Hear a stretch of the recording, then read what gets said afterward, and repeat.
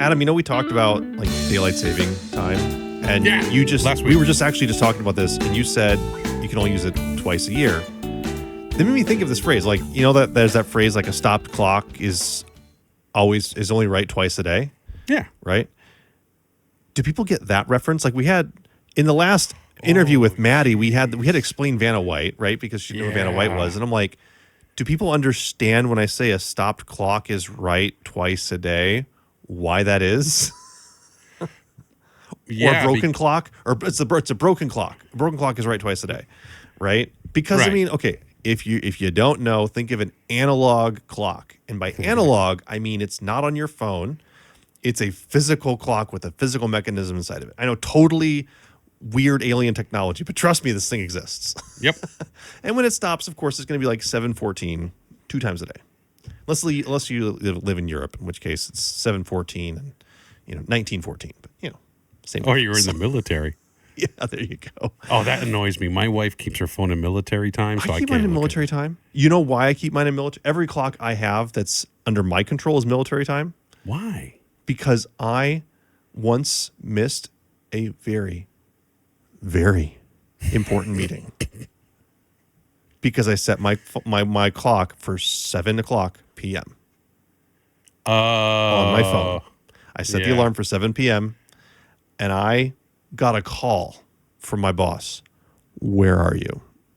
Boom. And he can hear I just woke up.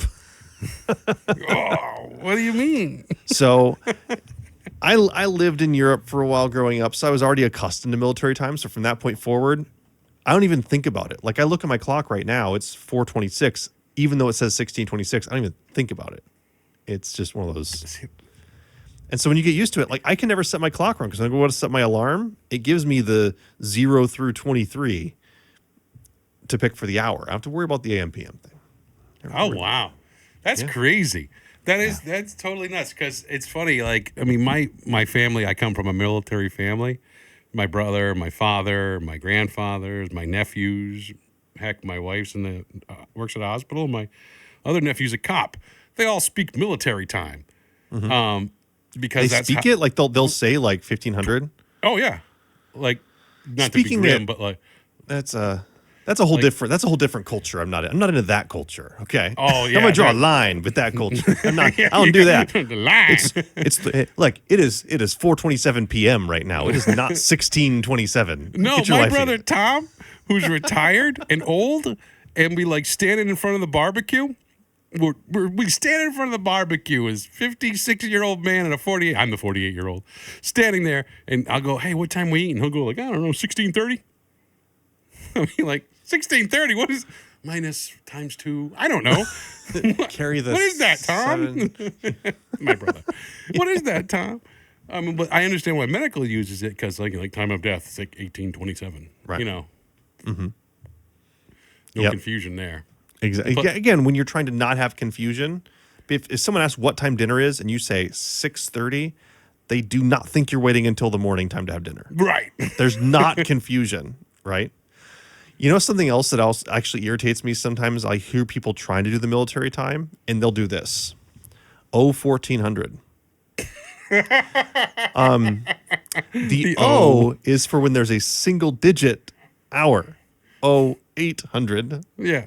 It's not 1600. Total, just like, you'll hear it. Now that I mentioned it, if you don't notice it already, you will notice people saying it if they're trying to pretend to military time. Next time look at him, look squint and go, "What are you trying to talk to me on a walkie-talkie?" What are you? There's a niner in there. A niner in there. Well, welcome to Demo Jockeys. The current date is March somethingeth. And welcome back.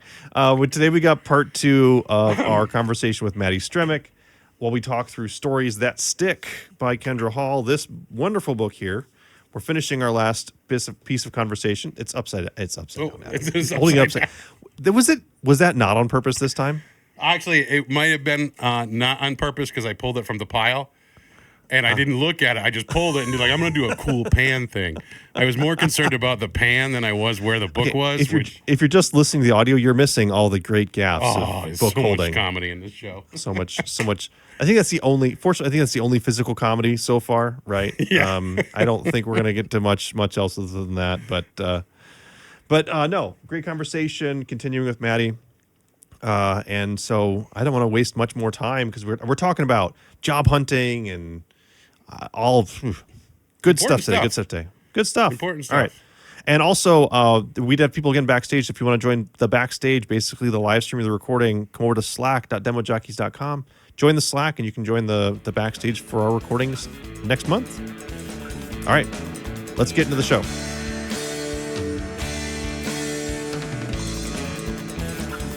I think we're talking about the positives of the story, but I also want to touch on the negatives. And that's one of the negatives too.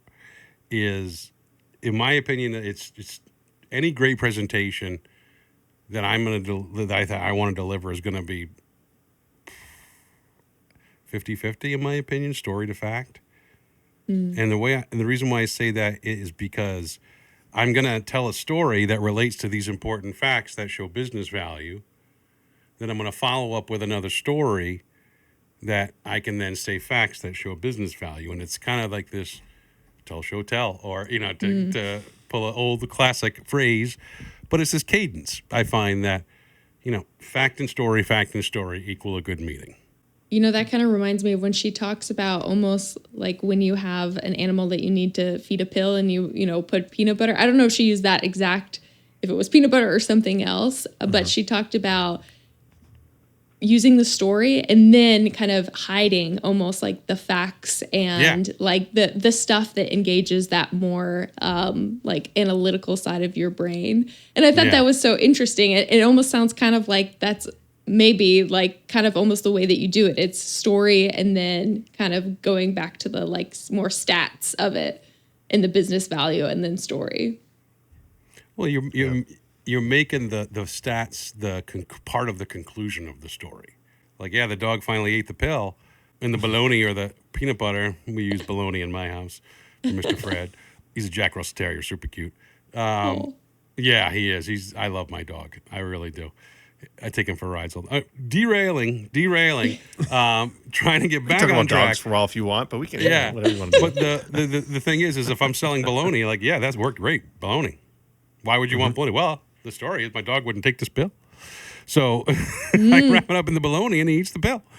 And There you Mr. go. Fred will live another day because he's 19. But no, sorry, 14. He's old. Wow.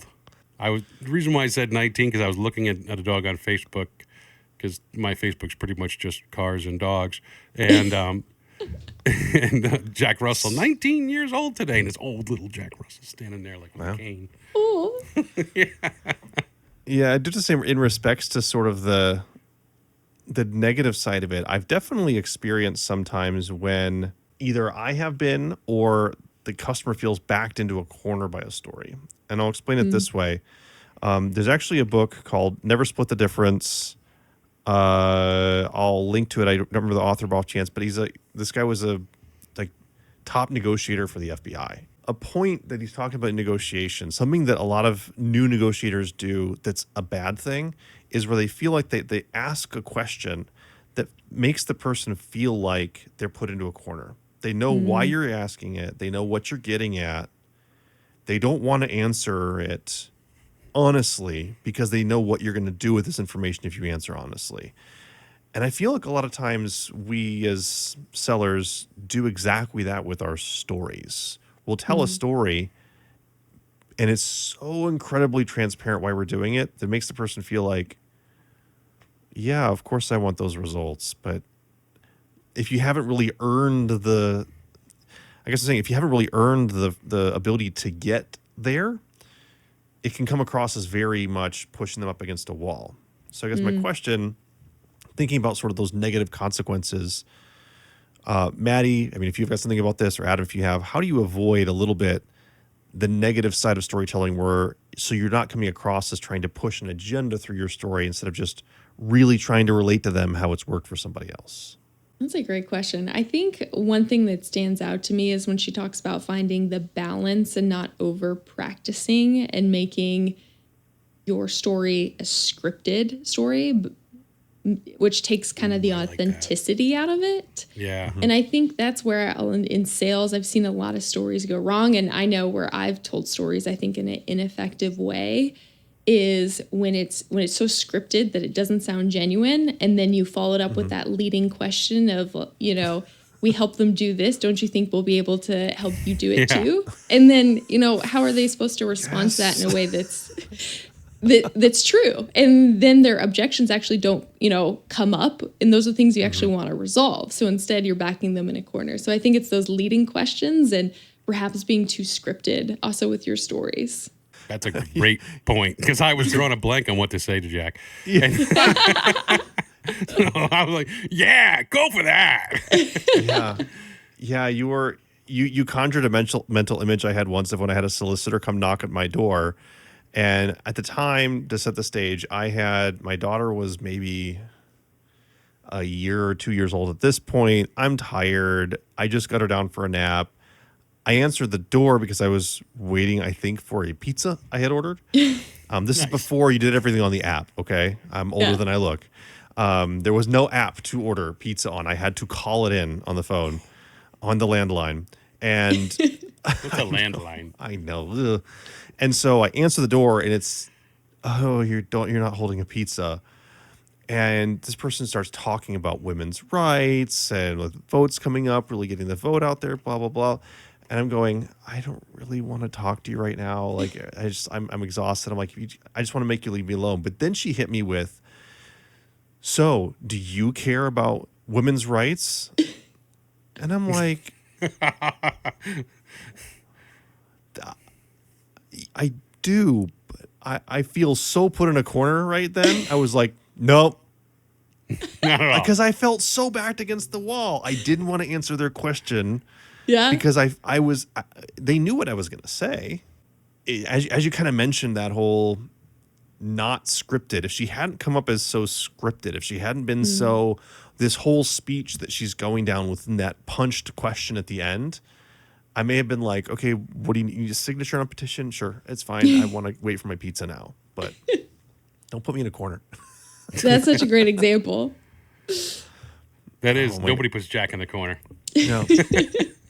So I do want to leave a little bit of time here, Mattie, because I know, like I said, met you when you were doing Pre-Sales Academy, but you're not doing the Pre-Sales Academy right now. And I kind of teased it a little bit. So what is it that you're doing now? Talk to me a little bit about what you're doing now, because I think I was actually at one of your workshops, so I have seen the storytelling in action there. What is it that you're doing? And I just love to hear more about that. Yeah, absolutely. Well, now that I think about it, since you attended a workshop, I should be asking you for feedback. Actually, I did ask. Yeah, you did give feedback. I did give you feedback. I did give you feedback. Yeah. And it was helpful. It was really helpful feedback. Oh, good. So thank you for that. So a little bit about what I'm doing. So when I was at Pre-Sales Academy, I really specialized in helping people pivot into sales engineering.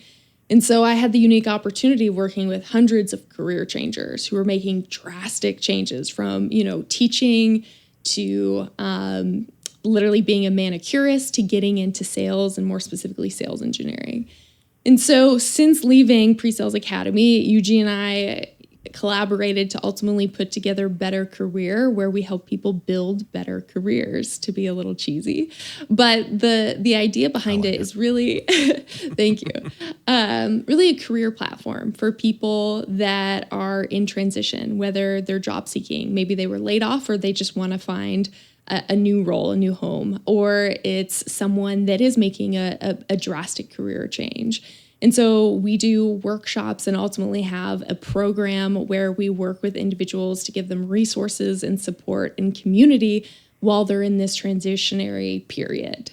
And I was thinking about, how does what I do relate to even what we're talking about storytelling? And I think a lot of what I do is actually tell stories. I tell stories about career changers and job seekers that have overcome obstacles and land incredible jobs and now have, 20% more to, ultimately, spend. They're increasing their salaries. And then secondly, I think a huge part of what I do is help people tell their own stories, whether it's the way that they present themselves in their LinkedIn and resume to the way that they're coming to conversations and interviews, sharing their own personal success stories. You know, we always talk about behavioral interviews and what's the best way to navigate those.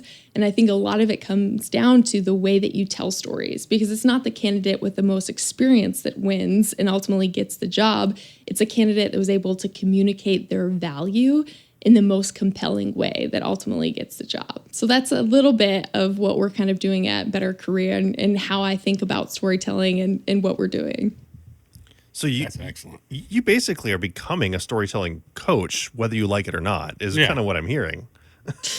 Yeah, to some extent, absolutely. Yeah, So I think you're absolutely right. You're absolutely right. Like, it's, as someone who has obviously gone through the interview process, but who does then interview people to hire people. Yeah, it's the stories that people can tell in a meaningful way that really connect to me and make them stick in my mind, and that, which is really important in any time, but especially right now, when if you post an application for a job, you're going to have hundreds of people that first day applying for that job.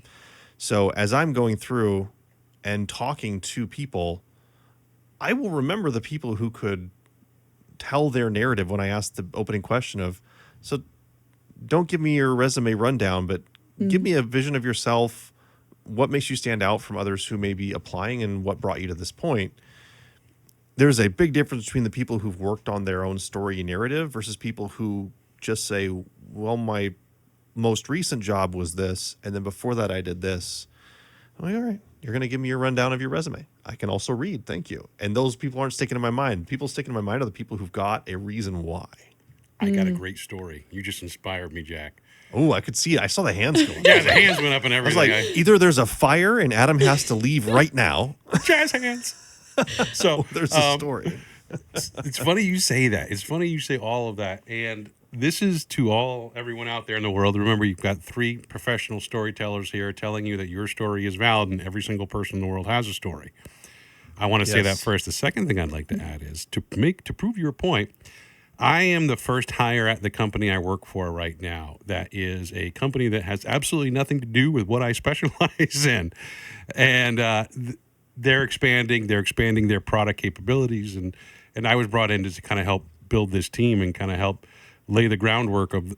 And it's funny, when you said that, Jack, it inspired me because what I said in my interview is, first thing I said was, I love my field.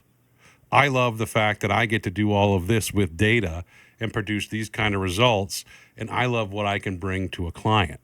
And I told my story of what I like. I didn't say where I worked before. I didn't say what I was doing. I just told this person like my vision for what I love. And I told that story.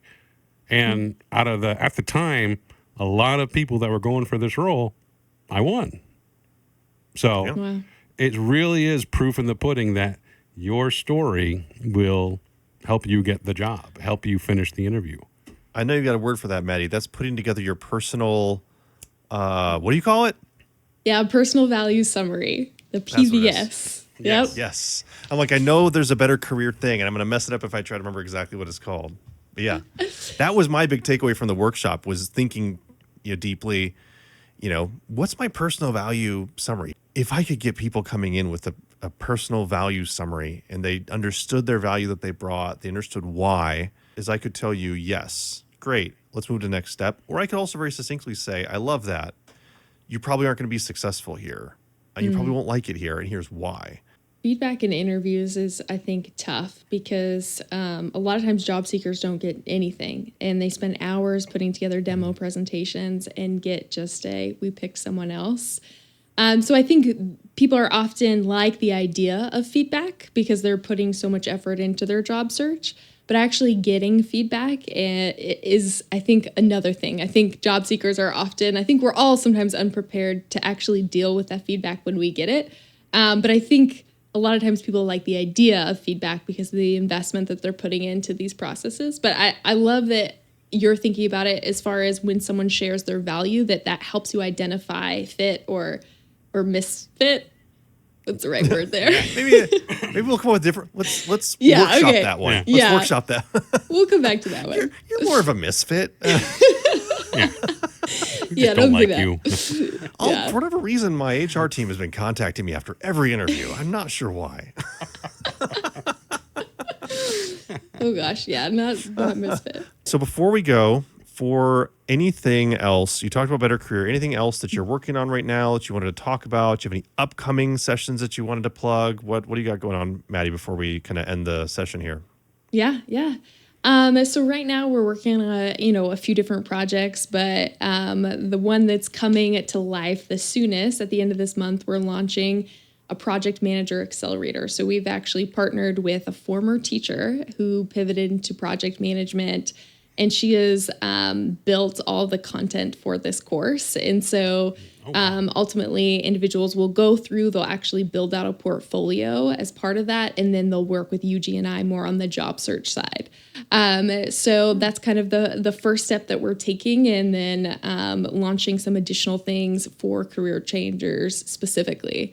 We've also been doing more coaching for demo presentations. So that's something that we did a lot through PSA. Jack, I know that you did coaching as well through PSA. And so we've gotten the unique privilege of seeing hundreds of different interview processes for pre-sales roles in particular. And so we work with individuals to help them refine their demos and their storytelling techniques, so then they can actually land the plane and win that job.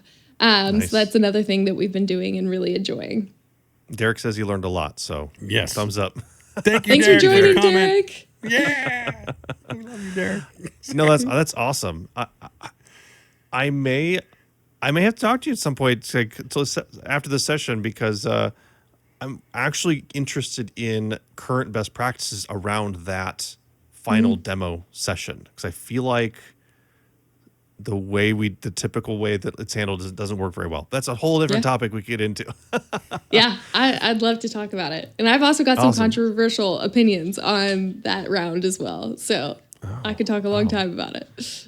This may have to be a teaser for you to come back to talk about those things, because Yeah. now I'm really intrigued and we're definitely out of time. Next time. But yeah, thanks, time. Thank you so much for being Totally. here. It's been a wonderful time. It's absolutely flown by talking to you, and yeah, really appreciate you being on the show. Yeah, thank you so much. It was a joy.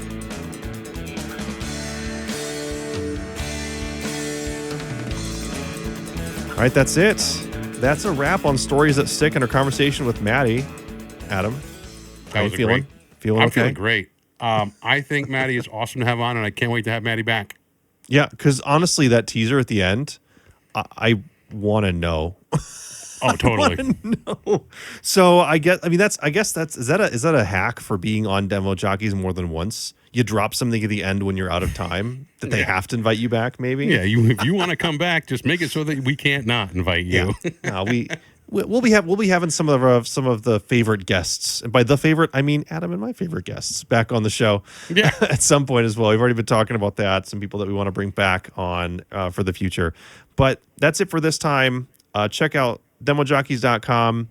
Like I said last time, if you're on YouTube, subscribing, liking, leaving a comment helps us out immensely. So thank you so much for that. Otherwise, yeah, tell your friends about the show. And don't forget, next time you see us, we'll be talking about Stolen Focus. Stolen Focus. Thanks for mentioning that. Pick it up. The link will be in the description. I'm excited to go through this because, as you can tell, both of us struggle with focus. So we could definitely use A little help there. a little bit of help. A little bit of help there. A little bit of help. All right. Well, we'll see everybody next week. Good night, everybody.